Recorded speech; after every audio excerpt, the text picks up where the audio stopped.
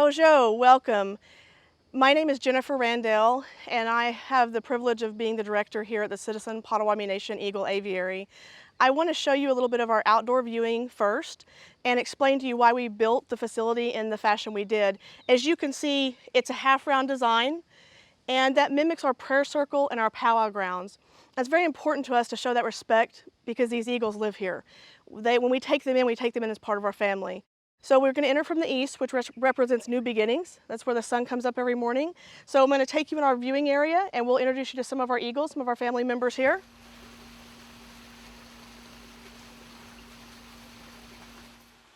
We are now here in our outdoor viewing area, my favorite part of the facility.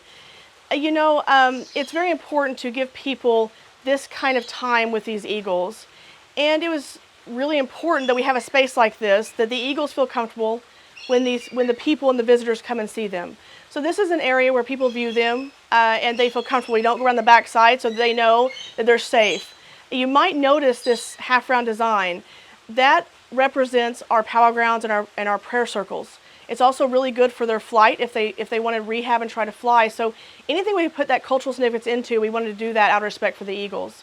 We also enter from the east, which is where the sun comes up, and it represents new beginnings for these eagles and ourselves. So like I said, that was really important in the build design and everything to have that cultural significance out of respect for these eagles.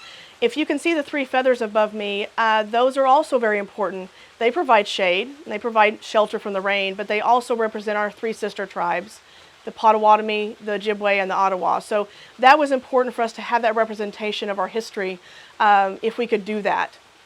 So many people came together in a good way to do this and make sure these eagles had a good life here.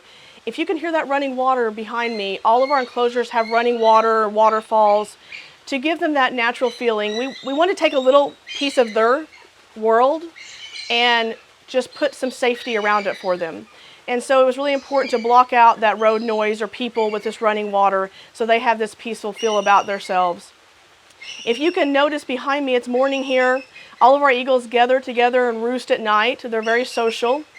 But if you can hear one in particular eagle vocalizing with us this morning, this is Ogie McQuay, and that means queen in our language. And she's the most vocal. She eats first, and is usually on the highest perch.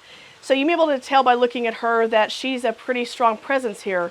But the other eagles do just fine with that. Like I said, they're very social. So they have no problem with that order of her eating first and bathing first. And I speak about our Potawatomi name. It's very important we give these eagles a Potawatomi name. You know, the Creator can hear our prayers, but He can only see the top of our head until we get that Potawatomi name. So we have these eagles, we house them here and observe them for usually a few months before we give them that name. And sometimes just their behavior alone is how we determine what to name them. These eagles come to us from all over the United States. So we have an eagle we named Shishibe, which actually came from Florida. And you think, why would you name an eagle duck, which is what Shishibe means in our language. We were actually once known as the duck people, so it's out of respect for him. But this eagle, when we received him here and started observation on him, we watched him very closely when we first get him in our enclosures, he would lay down like a duck. That is really rare for a male eagle to lay down, so we had concerns. We called our eagle vet, and we have a specialized vet that actually takes care of our eagles here. And we did blood work and an x-ray on the poor guy, and he was completely healthy. His original injury had healed up perfectly, but he kept laying down. His feet were fine, and one day we saw him in the water just floating like a duck. So that is how he got his name, is literally his behavior, and we call him Bay for short. So like I said, it's really important that we get to know these eagles, because when we take these eagles in, we take them in as part of the family. So they get their Potawatomi names. We actually have held namings, official namings for our eagles here. And we don't take this lightly. This is an honor to give back to these eagles. They've been out there working for us, and it's our turn to give back to them now. So we opened the CPN Eagle Aviary in 2012. We were able to partner with Fish and Wildlife and open with a Fish and Wildlife grant, and the tribe matched those funds. And Fish and Wildlife is a great partner to have.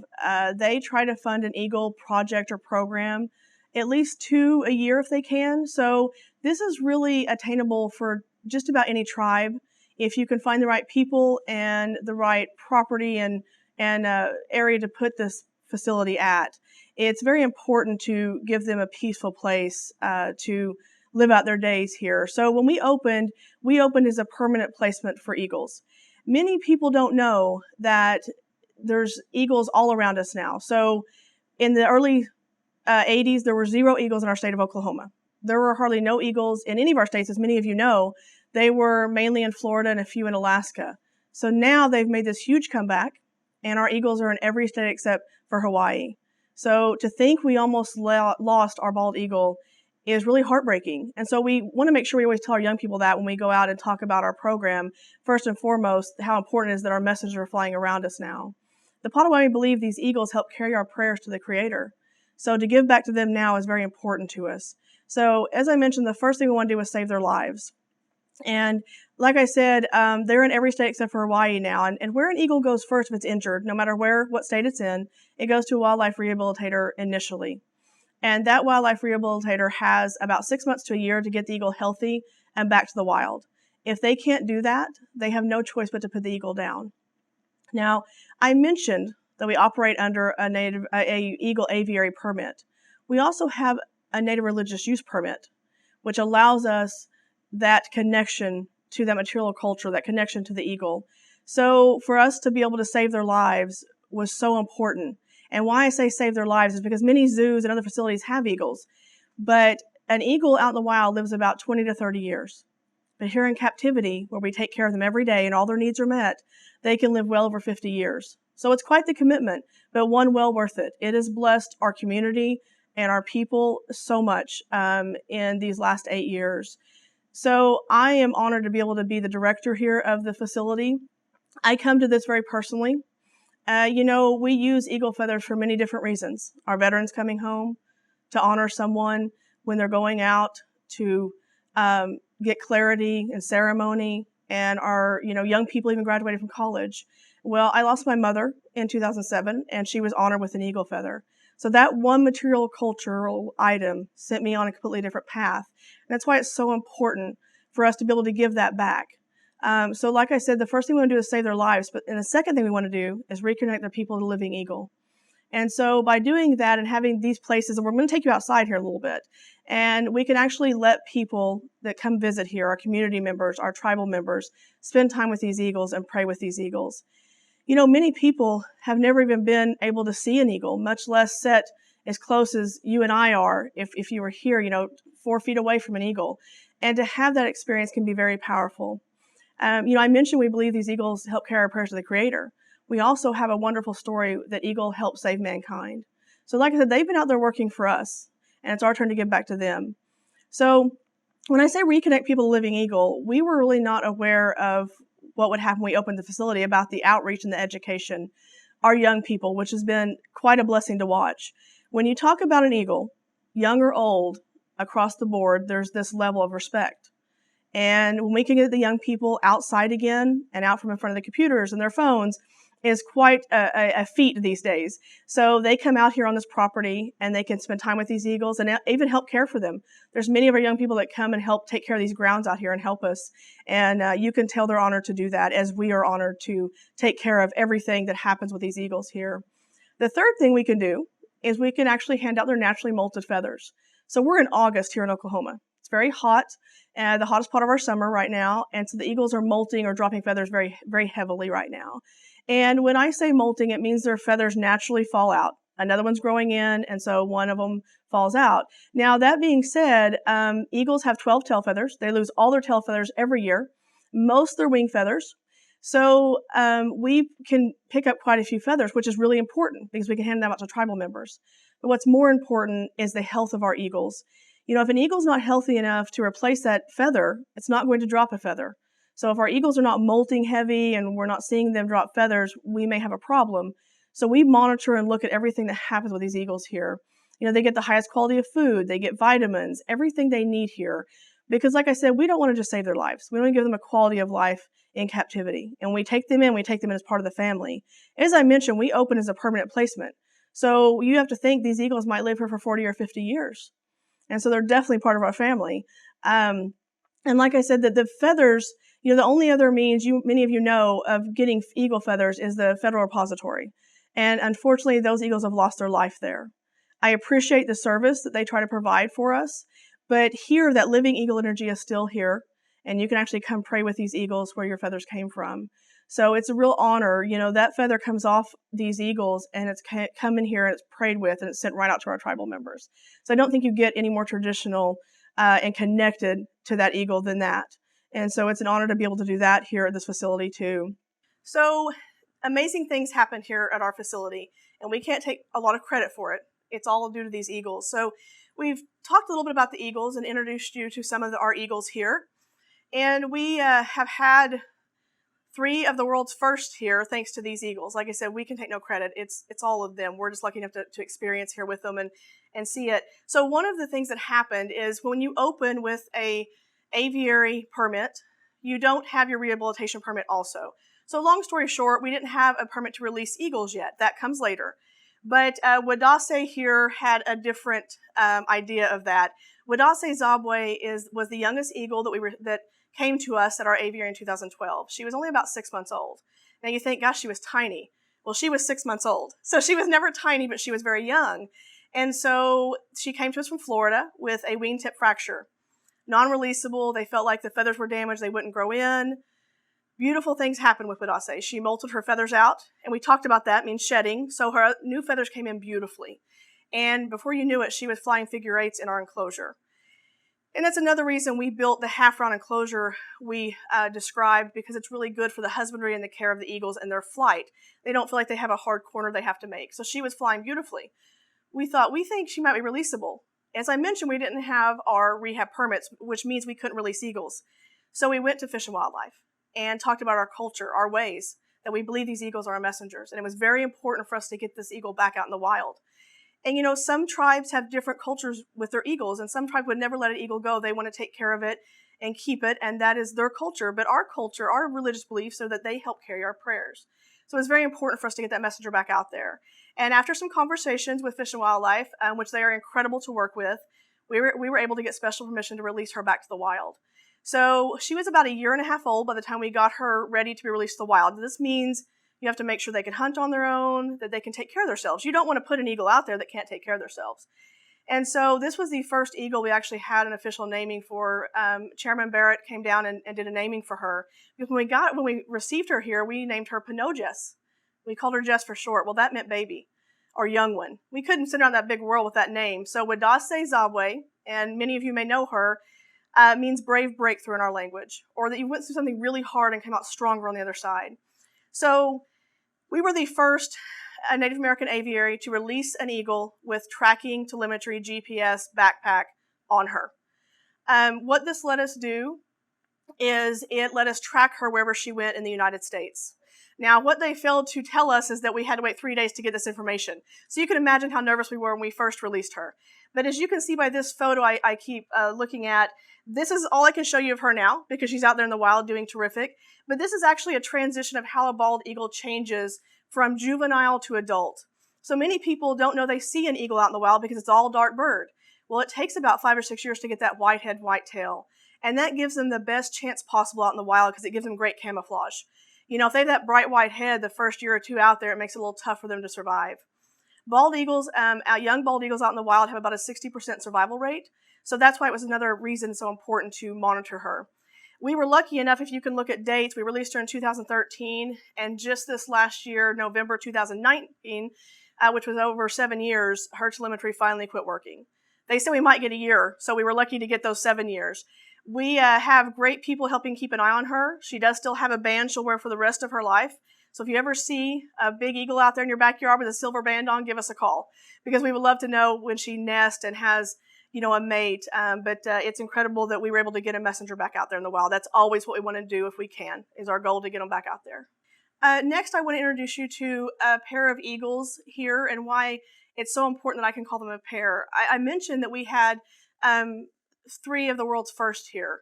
And the first one was Wadase Zabwe, and be able to put tracking telemetry on an eagle we released out to the wild. This right here, this small enclosure was originally for our more injured eagles, maybe had a wing injury or non-flighted, I should say. So you're going to see more shallow water in here, a little deeper pea gravel. Actually, the gravel gives them some cushion. So originally, there were 5 eagles in this enclosure. You're able to see now there's only 2. because we had an incredible thing happen here. These two eagles, Kyla and Charlie, decided to pair up in captivity. This is a pretty rare occurrence, with people coming and them not being out in the wild. A lot of times they don't nest, but we were very honored when they decided to start tearing down the trees we planted in the enclosure to build a nest with. And people ask, well, how did you know? Well, like I said, they took all the material we planted in there and just started putting it on the ground in a nest form. And in the wild, they're way up in a tree, 30, 40 feet. So for them to build it on the ground was a wonderful sign for us that they felt that comfortable.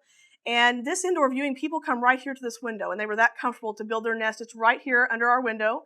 And if you can see Kyla and Charlie in the back here, you can see the extreme size difference. It's one thing we haven't talked about is in our birds of prey, our eagles and hawks and owls, the female is much larger than the male.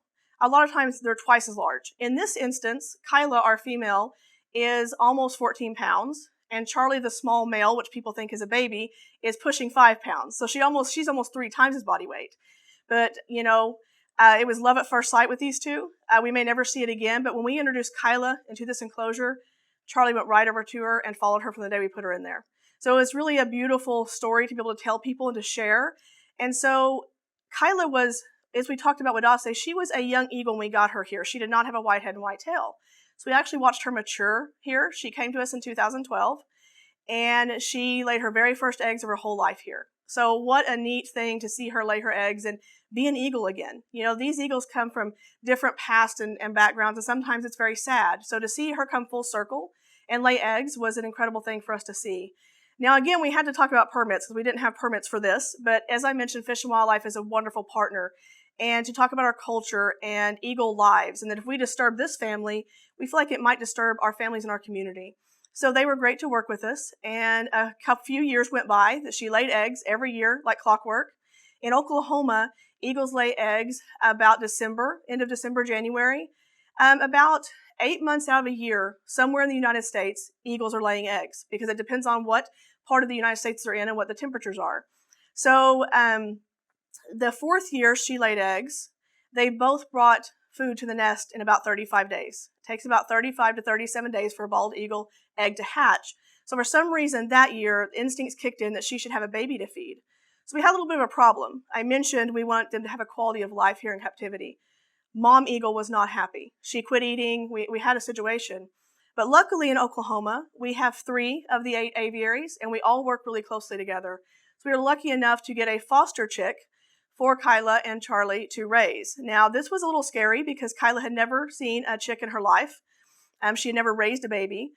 So we were a little frightened to put that baby in there, but we put the baby in the nest, and it was not very fun to fend off the nest from Mom and Dad, but once we did that, she came running down to the nest and took care of that baby like it was her own.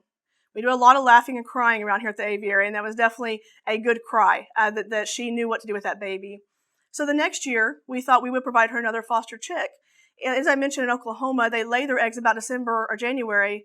Well, by the time they're ready to leave that nest in about 4 to 6 weeks, then it's springtime in Oklahoma. So in spring, we're having tornadoes and bad weather. Many times we have eaglets fall out of the nest. So they were going to make great foster parents. But the creator had a different plan. That next year, so that'll be her 5th year of laying eggs, one of their smallest eggs we'd ever seen hatched. So these 2 eagles hatched their very own baby bald eagle right here behind me in this enclosure. And if I could ask for anything that I wanted to happen the whole time I had this facility, was to be able to have young eagles hatch here and release them. Because we've taken their parents out of the wild because they're injured. So if we can release those babies, that's what we want to do. Now again, we had to go back to Fish and Wildlife because we didn't have a permit for that either. But incredible people that actually came out here on location to see what was going on. And with their permission, we were able to fit this young eaglet with tracking telemetry, the first ever, and release him back to the wild. Now, I mentioned, if you remember, the first eagle release with Dase wore her telemetry for over 7 years. We crossed our fingers and said our prayers and hoped we would get the same out of him. Well, Chairman Barrett named this eaglet Makokono, and that means bear eagle. And it speaks to that healing clan, and it's really representative of his mother, and it speaks to that strength. Well, he definitely had that strength because we got about 6.5 months out of his telemetry, not years. So I think just like any teenager, he didn't want us to know where he was at. But the beautiful thing about this community outreach and people sharing this experience with us is we've had many calls and photographs of him. And as far as we know, he's doing wonderful out there in the wild. He is banded, so we would know if anything ever happens to him. So that's the goal here, is to give these eagles that quality of life and hopefully get some of these messengers back out into the wild so they can carry our prayers. Hi, my name is Bree Denham. I'm the assistant manager here at the Eagle Aviary, and this is Nikon. Nikon in Potawatomi means my friend or my brother. Um, he's an auger buzzard. His species is from Africa, very similar to our red-tailed hawks. He has the same red tail. About the only difference is that coloration that you'll see. Where our red tails are buffy and brown, he's kind of white and this buffy gray color. They eat the same diet. They're even in the same habitat. We find them around the Tanzania mountains in Africa, and they eat mainly rats and snakes there, and so they're great for the environment. As much as our red tails are here, they're great indicator species. When we go out into an environment and we're doing studies, we notice that where there's a lot of red tails, it's a good indicator of a healthy ecosystem because there's all those things that are there and they're working. This guy is great to take out though for education programs. We're able to take him into classes, schoolrooms, take him out with us. We tell people he's kind of like a feathered puppy because he has such a great disposition. And they're a lot smaller than our eagles, and so kids aren't as intimidated. They can get up close and personal and really get to know this guy. And so we're really fortunate to have a bird like him, as he lets us know the gnats are bothering him.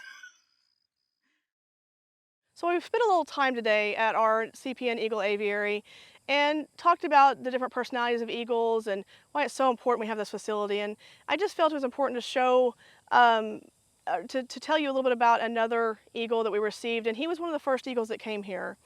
And just to let you know, not only do things that happen without need of explanation, but that's another reason what helps them get their names. So Archer came to us with no name. Actually, I have to tell you, he came to us with the name Groucho, which we didn't think was appropriate for an incredible eagle. So we didn't have a name for him yet. And here on these grounds, aviary grounds, we hold our full moon ceremonies for our ladies. And our firekeeper came to us one of the first full moons we had on this property here after we opened the facility. And he said that there was a young tribal member that had just been born, just came into this world, and didn't even know if he was going to survive those first couple hours. Had to have open heart surgery. I still get emotional about it. It's been 8 years ago. And so we prayed about that baby that night. Well, one thing led to another. We had to know the baby's name. They named him Archer. And Strongheart was his Potawatomi name they had given him. And so we called this eagle that we didn't have a name for Archer. And when you ever come to our facility, Archer greets everyone at our window. He loves to see people. And so that was the last we heard of this young tribal member, a few hours old. And one day, a few months later, a woman called me and said, "I'm Archer's grandmother, and he's on his way to see you." And I thought, are you kidding? So this young tribal member had had 2 open heart surgeries, had some other challenges still ahead of him, but he was able to come here and actually meet Archer, which we named him after. We felt giving that that Archer that name, it would help give that young tribal member that strength from these eagles. And so in doing that, he ended up coming here around September, October, I believe, but it was not the time that eagles drop feathers. But sitting in front of that window, that little baby, and I was able to even hold him, Archer dropped a feather, a little wing feather, right in front of him. So that little wing feather went home with Archer the baby, and gosh, he's 6 years old now and going to school. So what an incredible connection that these eagles can have with our community and our tribal members. And I can tell you story after story after story like that. And I also want to let you know that we currently house 13 eagles here. And our facility can hold up to about 30 eagles. And so as I mentioned, this is attainable for just about any tribe, whether you want one eagle to let people pray with and for outreach and conservation and religious use purposes, or up to 50 or 100 eagles. There's no limit or no minimum you have to start with. And so I just really been happy to share this time with you all. And it's been an honor. And we're going to have a short Q&A after this, so really excited about to see if any of you have any questions. And again, just thank you for your time today.